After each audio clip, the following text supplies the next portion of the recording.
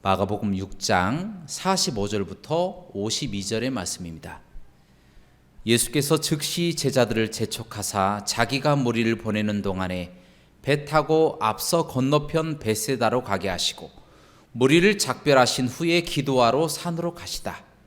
저물매 배는 바다 가운데 있고 예수는 홀로 무태 계시다가 바람이 거스림으로 제자들의 괴로이 노젓는 것을 보시고 밤 사경즈음에 바다 위로 걸어서 저희에게 오사 지나가려고 하시매 제자들이 그의 바다 위로 걸어오심을 보고 유령인가 하여 소리 지르니 저희가 다 예수를 보고 놀람이라.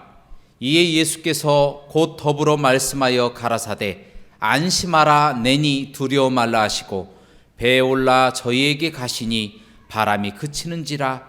제자들이 마음에 심히 놀라니 이는 저희가 그 떡 떼시던 일을 깨닫지 못하고 도리어 그 마음이 둔하여 졌음이러라. 아멘. 오늘 말씀의 제목은 은혜의 기억입니다. 따라 하시겠습니다. 은혜의 기억. 다시 한번 따라하겠습니다. 은혜의 기억. 이스라엘 백성들이 애굽에서 출애굽한 지 2달 반 만에 하나님께서 이스라엘 백성들에게 만나를 내려주셨습니다. 만나는 가시와 같고 모양은 진주와 같았는데 밤에 이슬이 내릴 때에 만나도 같이 내려왔습니다. 사람들은 두루 다니며 그것을 거두어 맷돌에 갈기도 하며 절구에 찍기도 하고 가마솥에 삶기도 하여 음식으로 만들어서 먹었습니다. 그런데 그 맛은 올리브 오일로 만들어진 과자 같은 맛이 났다고 성경에 기록되어 있습니다. 맛이 매우 훌륭하다라는 말이죠. 하지만 광야 생활이 2년이 넘어가자 사람들은 만나를 싫어하고 고기 먹지 못함을 하나님께 원망하였습니다. 심지어 애굽에서 노예 생활할 때 노예들에게 일시적으로 주었던 생선, 참외, 수박, 또 부추파, 마늘과 같은 것을 먹지 못한다고 하나님과 모세를 원망하였다라는 것입니다. 하나님은 도무지 먹을 것을 찾을 수 없는 광야에서 그토록 맛있는 만나를 허락하여 주셨건만 이스라엘 백성들은 있는 것보다 없는 것만 쳐다보면서 금세 하나님께서 베풀어 주신 은혜를 잃어버렸다라는 것입니다. 오늘 본문 말씀에도 비슷한 말씀이 기록되어 있습니다. 예수님의 제자들은 예수님의 공생의 3년 동안이나 예수님을 따라다니면서 함께 생활하면서 예수님으로부터 많은 기적을 경험하게 됩니다. 예수님께서 말씀으로 명령하시자 귀신이 쫓겨나갔고요. 또 병든 사람이 고침을 받았고 또한 12해나 12해나 혈루증으로 고생하던 여인이 고침을 받고 심지어 죽었던 야이로의 딸을 살려내는 것을 눈으로 목도하였다라는 것입니다. 그뿐 아니라 제자들도 예수님께 능력을 받아서 방방 곳곳을 다니며 귀신을 쫓아내고 병든 사람을 고치고 능력을 나타냈다라는 것입니다. 그리고 마가복음 4장 말씀에 보니까 예수님께서 풍랑을 꾸짖으시니까 풍랑조차도 잠잠하게 되는 것을 눈으로 목도하고 경험하였다라는 것입니다. 그런데 오늘 말씀 보니까 예수님이 무리를 걸으시는 것을 보고 예수님을 향해서 유령이 아닌가 소리치면서 무서워했다라고 하는 말씀이 성경 말씀에 기록되어 있습니다. 아니 얼마 전까지만 해도 예수님께 능력을 받아서 귀신도 쫓아내고 능력도 나타내고 병든 사람도 고친 제자들 아닙니까? 하물며 예수님과 3년 동안이나 공생의 기간 동안 그토록 많은 기적을 경험하였고 큰 능력을 눈으로 목도하였고 자신들도 그와 같은 능력을 나타냈음에도 불구하고 예수님도 못 알아보고 예수님 보고 유령이라고 하는 거예요. 예수님 보고 유령이라고 이야기를 하면서 무서워했다라는 말씀이 성경 말씀에 기록되어 있다라는 것입니다. 예수님도 못 알아보고 유령 보고 귀신도 쫓아낸 사람들이 무서워했다라고 하는 것이 말이 되냐라고 하는 것입니다. 말이 안 되는 것이죠. 그 누구보다도 많은 능력을 눈으로 목도하였고 자신들도 능력을 행했을 뿐만 아니라 귀신도 쫓아냈고 예수님과 3년 동안의 공생의 기간 동안에 많은 은혜를 체험했던 그 제자들이 먼저 타락해버리고 말았다라는 것입니다. 가장 먼저 은혜를 잃어버린 것입니다. 우리 신앙생활도 제자들이 믿음을 잃어버린 것과 같은 때가 있습니다. 그런 때가 찾아옵니다. 우리가 처음 하나님의 사랑을 깨달았을 때는 얼마나 감격스러웠습니까? 보이지 않는 하나님이 이 세상을 창조하시고 아무런 죄도 없으신 예수님께서 우리를 위해서 십자가에 못 박혀서 돌아가신 것, 그것을 깨달았을 때에 얼마나 우리 마음속에서 기쁨이 찾아왔고 눈물이 흘러나오고 회개가 저절로 되어졌느냐라는 것입니다. 그리고 삶을 살아나가다가 어려운 일이 우리에게 닥쳐왔을 때에 보이지 않지만 살아계시는 하나님 앞에 나와서 얼마나 기도를 많이 했습니까? 그때에 하나님께서 그 기도를 들으시고 하나님이 모든 문제를 해결해 주셨을 때에 얼마나 그 감격에 겨워서 눈물을 많이 흘렸냐라고 하는 것입니다. 이토록 많은 감사와 경험과 말씀이 우리에게 주어졌건만 좋은 것을 기억하려고 하지 않고 현재 주어진 이 환경 때문에 하나님을 원망한 적이 얼마나 많이 있냐라는 것입니다. 어린아이가 밥을 주면요 좋아합니다. 하지만 당장 배가 고파지면 울어버립니다. 이처럼 환경에 영향을 많이 받는 사람들이 되어버렸어요. 예수님께 큰 은혜를 받은 제자들이 예수님도 못 알아보고 유령이라고 소리치면서 유령도 무서워하듯이 우리 또한 환경에 어려움이 닥치면 당장 눈물부터 흘리고 하나님을 원망하지는 않느냐라고 하는 것입니다. 최소한 어린아이들은 순수하기라도 합니다. 예수님께서 말씀하십니다. 너희가 어린아이와 같이 천국을 섬기지 않으면 결단코 천국에 들어가지 못하리라. 어린아이들은 순수하게 예수님을 믿고 천국을 소망하고 예수님께 기도하면 모든 것을 응답해 주실 것을 믿고 그렇게 순수하게 알고 있습니다. 그런데 안타깝게도 신앙생활을 오래 한 사람일수록 더욱 신앙에 둔감해지는 것은 이것은 얼마나 아이러니합니까? 얼마나 이상하고 둔탁한 일이냐 하는 것입니다.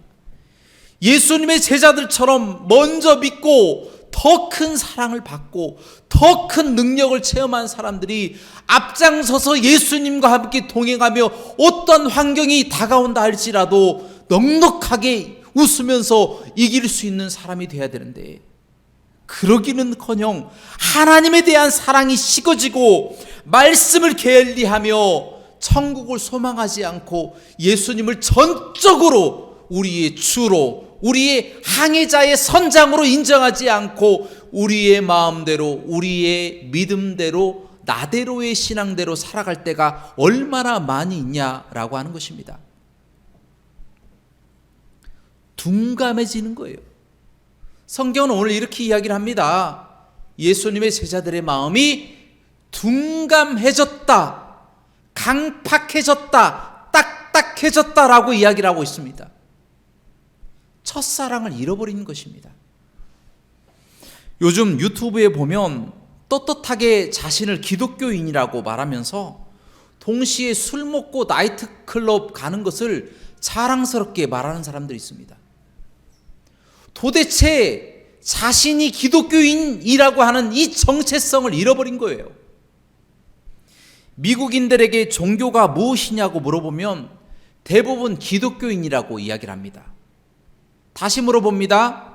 그러면 일주일에 예배는 몇 번이나 드립니까? 라고 물어보면 일주일에 예배를 몇 번이나 드려요? 라고 대답합니다. 놀라면서 왜 그렇습니까?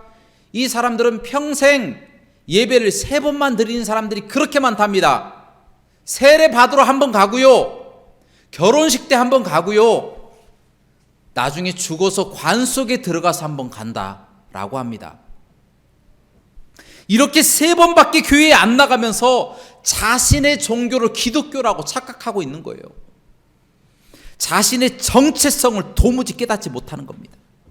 그렇다면 왜 사람들이 변질되는 것일까요? 한마디로 요약하면요, 은혜의 감격, 은혜의 기억을 잃어버렸기 때문입니다. 죽을 수밖에 없는 인간을 위해 십자가에서 아낌없이 물과 피를 흘려주신 그 예수님의 은혜를 잃어버린 거예요. 우리를 구원해 주신 그 예수님의 사랑을 잃어버렸기 때문에 우리가 늘 잘못된 방향으로 그렇게 세상 사람들처럼 살아간다라는 것입니다. 또한 어려울 때 나에게 주신 은혜를 잃어버린 것입니다. 그 감격을 잃어버린 거예요. 도움이 필요할 때면 언제고 하나님께 달려갑니다. 달려가서 제발 저에게 이 문제만 해결해 주시면 제가 열심히 신앙생활하겠습니다 라고 고백합니다. 그러나 그 문제가 해결됨과 동시에 세상으로 나아가서 범죄하며 살아가는 것이 우리의 모습이 아니겠느냐라는 것입니다. 40년간 광야 생활을 하던 이스라엘 사람들처럼 마음이 무디어진 거예요. 감사를 못하는 거예요. 그토록 광야에서 아무것도 먹을 것이 없는 곳에서 만나를 주셨건만 하나님 고기 주세요. 심지어 애굽에서 노예 생활할 때 어쩌다가 한번 먹었던 생선이나 또 수박이나 참외나 부추나 파나 마늘 따위를 기억하고 있는 것이 바로 우리들의 모습이 아니냐라는 것입니다. 예수님의 제자들처럼 예수님과 함께 3년 동안이나 동행하면서 그토록 많은 은혜를 경험하고 기적을 눈으로 목도하고 풍랑을 잠잠케 하시는 하나님의 그 놀라우신 능력을 봤으면서도 예수님 보고 유령이라고 소리쳤던 사람들이 제자들 아니겠습니까? 사랑하는 여러분, 간절히 부탁드립니다. 삼위일체 하나님에 대한 은혜의 기억을 더듬어 찾아가시기를 주님의 이름으로 축원합니다. 한밤중에 잠을 자다가 칠흑 같은 어둠 속에서 핸드폰을 찾을 때 어떻게 합니까? 더듬어 찾아가잖아요. 핸드폰 어디 있어요? 더듬어 찾아갑니다. 똑같습니다. 하나님에 대한 그 은혜의 기억을 더듬어 찾아가야 됩니다. 더듬어 찾아가면 하나님께서 그 놀라우신 그 사랑으로, 탕자를 기다리는 그 하나님의 그 사랑으로 그 가장자리에서 우리를 기다리면서 우리를 꼭 붙잡아 주시고 주님의 품 안에 꼭 껴안아 주시는 그 사랑으로 기다리고 계시는 예수님을 발견하게 된다는 것입니다. 눈물이 터져나올 수밖에 없는 거예요. 감격이 우리 마음속에서 넘쳐 흘러나올 수밖에 없는 겁니다. 주님 찾아오셨네, 모 씌어드리세. 주님 찾아오셨네, 모 씌어드리세. 주님, 이제 제가 주님께 갑니다. 주님께 찾아갑니다. 주님 함께하여 주시옵소서 라고 주님 앞에 달려나가서 모든 사람들이 다 주님께 위로받고 사랑받는 하나님의 사람들 다 돼야 되지 않겠습니까? 사랑하는 여러분, 은혜의 기억은 우리를 바른 길로 인도합니다. 그 은혜의 기억이 우리의 간증이 되는 것이고요, 그 간증이 우리를 주님과 함께 동행할 수 있도록 붙잡아 주시는 역할을 감당한다는 겁니다. 그것이 다른 길로 가려고 하는 우리의 마음을 다잡아서 주님께로 인도하는 거예요. 감사와 기쁨이 넘치게 만드는 거예요. 현재의 나의 모습을 발견하게 만드는 것이고요, 모든 환경 가운데서 극복할 수 있는 능력과 힘과 또 마음속에 강력한 하나님의 사랑을 느낄 수 있도록 만들어준다는 것입니다.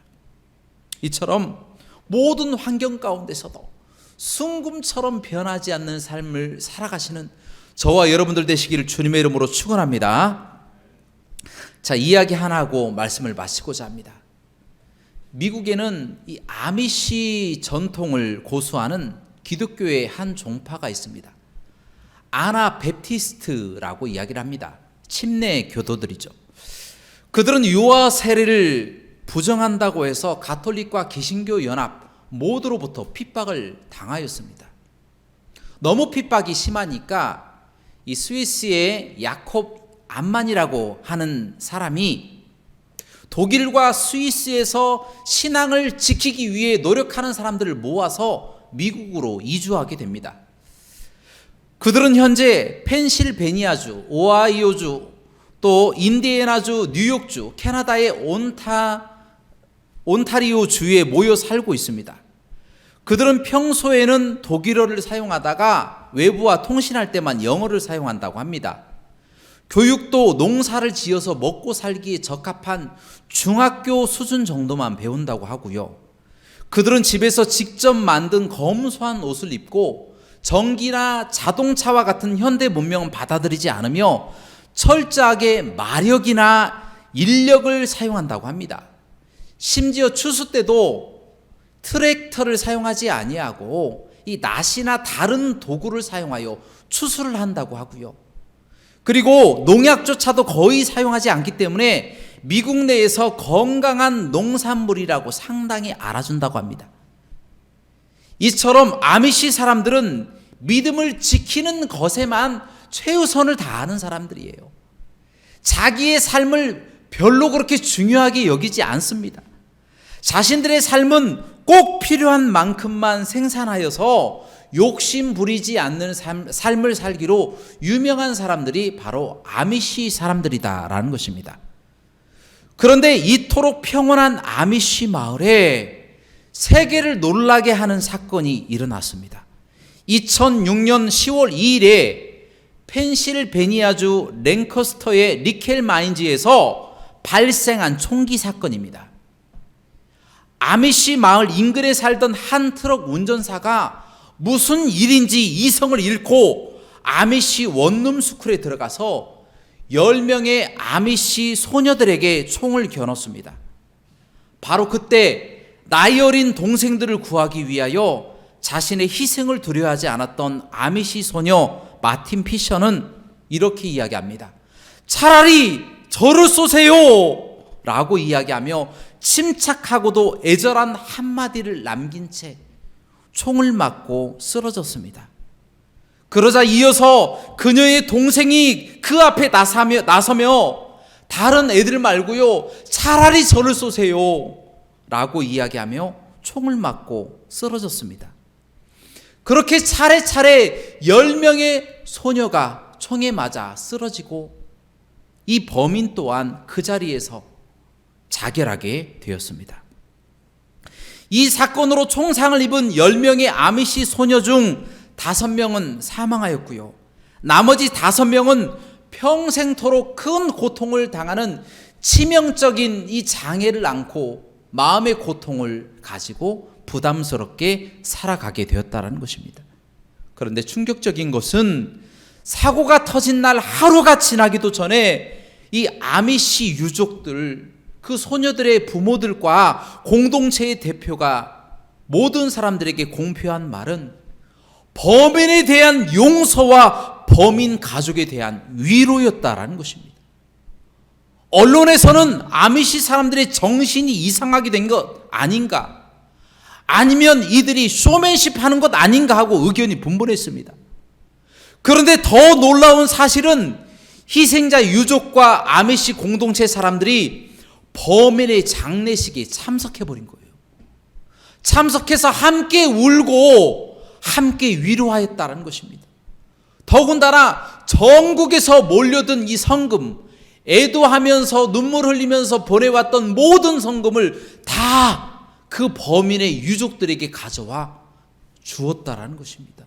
그리고 그 범인의 유족들의 가족인 어린 자녀 3명과 그 부인을 초청해서 함께 식사하며 진심으로 위로하고 함께 부둥켜 안고 울었다라는 것입니다. 여러분, 이들은요, 조건 없는 용서와 관용이 무엇인지 행동으로 보여줬다라는 것입니다. 여러분, 아미시 사람들은 정말 시대를 앞서가는 사람들입니다. 비록 문화는, 그들의 문명은 18세기를 머물러 있지만 그들의 용서와 관용 정신은요, 21세기를 앞서가는 사람들이다라는 것입니다. 이처럼 신앙의 자유를 주신 하나님께 감사하며 원수를 사랑하라, 원수를 용서하라 라고 하신 말씀대로 오른뺨을 때리면 왼쪽 뺨을 돌려대는 놀라운 말씀대로 실천했던 사람이 바로 아미시 사람들이다라는 것입니다. 사랑하는 여러분, 우리는 하나님의 사랑을 받아 죽음에서 생명으로, 사망에서 천국으로, 영벌에서 영생으로 옮겨진 하나님의 거룩한 사람들입니다. 이 받은 은혜를 우리는 더욱 우리 마음에 새겨야 될 줄로 믿습니다. 그 새겨진 마음으로 코로나19로 인해서 많은 사람들이 절망 가운데 방황하고 눈물 흘리고 괴로워하고 그 앞길이 캄캄해짐으로 걱정하고 근심하고 있는 그 사람들에게 위로와 또 용서와 기도를 계속해서 해줘야 될 줄로 믿습니다. 그러함으로 우리 믿는 사람들이 어떠한 상황 가운데서도 하나님과 함께 동행하면서 주님께서 주신 이 은혜의 기억들, 베풀어 주신 놀라운 구원의 감격, 구원의 은혜, 구원의 기억을 우리 마음속에 끝까지 붙잡고 이 어려워지는 이 세상 가운데서도 우리는 예배하겠습니다. 우리는 예배하겠습니다. 우리는 기도하겠습니다. 우리는 전도하겠습니다. 우리는 어떠한 순간 가운데서도 주님을 붙잡고 기도하겠습니다 라고 고백하는 하나님의 거룩한 사람들 되시기를 간절히 축원합니다. 함께 기도하시겠습니다. 은혜가 풍성하시고 자비로우신 하나님 아버지, 하나님께서 저희에게 베풀어 주신 은혜가 너무나도 크고 놀랍습니다. 그 베풀어 주신 은혜를 우리가 또 망각하고 살아갈 때가 너무 많습니다. 어려운 일이 닥칠 때마다 하나님을 원망하고 하나님 이것 주세요, 저것 주세요 라고 기도하면서 주시면 하나님 이제 됐습니다. 이제 하나님 필요 없습니다. 세상 나가겠습니다. 세상 나가서 범죄하겠습니다. 그렇게 살아갈 때가 얼마나 많이 있습니까? 하나님 우리의 죄를 용서하시고 이후로부터는 탕자를 기다리는 그 아버지처럼 우리를 기다리시는 하나님 앞에 달려나가서 꼭 끌어안고 주님의 품에 안기며 살아가는 삶을 살아갈 수 있도록, 하나님 기도하는 삶을 살아갈 수 있도록 인도하여 주옵소서. 모든 영광 하나님께 돌리기를 원하며 예수님의 이름으로 간절히 기도하옵나이다. 아멘. 이 시간 준비하신 헌금 하나님 앞에 드리도록 하겠습니다.